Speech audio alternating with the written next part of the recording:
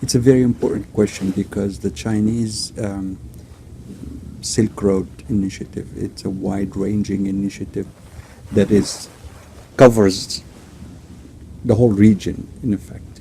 The most difficult thing in this entire arrangement that I'm watching is the relationship between the Gulf states and Iran. Iran is another pillar of this initiative, and there is a lot of Chinese interest and investments in that. As you know, the Gulf states are very much against Iran, and there's a lot of conflict between the two regions.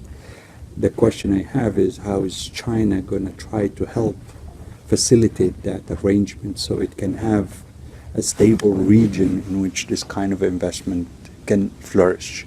So that is the one thing I'm keeping my eye on. Within the Gulf states, I think the cooperation will be smooth. I don't see any real difficulty beyond their relationship with Qatar. But Qatar is not really a major pillar in this arrangement. Qatar's relationship with China are absolutely excellent because of the gas deposits that Qatar has. But I think the biggest issue will be the Iran issue and how that plays out.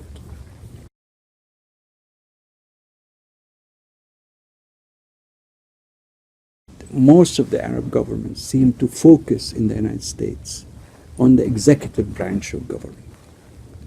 So you'll see that, for example, when Arab leaders come to Washington, it's usually meeting with the president or meeting with some of the executive branch, secretaries of state and commerce and so on. There is very little understanding of the dynamics of the U.S. political scene. So you don't find them very engaged with Congress, for example, or even with the private sector of the United States, except when they are buying something like Boeing or some military equipment or something. And that leads them to always depend on the changing executive branch and on the whims of who is the president at the time. They need to deepen that relationships across the United States, and especially with local and small businesses in the United States, which generate 80% of 70-some% of the jobs in the United States. So instead of buying big items like planes and military equipment, they could actually start buying all kinds of products from the small businesses across the region. That has two dimensions to it. One is that it will benefit them economically enormously. It will also benefit the local economies in the United States. The second is it will make them more effective in integrating themselves within the U.S., since the United States is very important to the Arab world.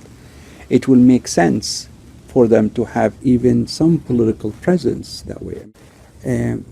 It is also, I think, more efficient personally. I mean, this is a bias, but personally think dealing with U.S. companies, it's a much better deal if your objective is quality, costs, and so on. The United States has a lot of laws that can help you even reduce corruption within your government arrangements, because the United States has the Foreign Corruption Act, which prohibits American companies from engaging in any corruption anywhere in the world.